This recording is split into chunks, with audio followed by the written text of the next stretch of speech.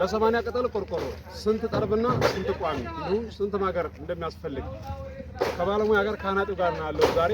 እንዲሁም ቁጥሩን ማስቀምጥላችሁ ይሆናል። በነገራችን ላይ ቁጥሩን የርሱን ማስቀምጥላችሁ እኔ ስለምኮራበትና ስራውን በተግባር ስላሳየ ነው። እኛ ጎረቤት ብቻ ወር ባልሞላ ጊዜ ውስጥ 4 ቤቶችን ሰርቶ አሳይቶኛል። ስለዚህ የሰራውን ቤቶች ማሳያችኋል። ቪዲዮውን አስገባላችኋለሁ። ዛሬ 80 ቅጠል ቆርቆሮ ሊሰራ ተረክቧል።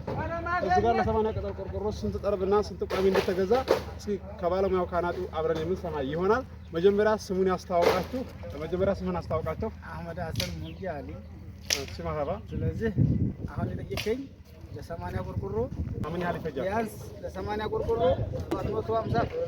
እሺ 80 ቋሚ መርሐባ 120 ግድግዳ ማገር መርሐባ 120 ጭቃ ማገር መርሐባ 50 የቆርቆሮ ማገር ይሄንን ያስፈልገዋል ለዚህ ቤት ለመስሪያ ማቴሪያሉ ማለት ነው።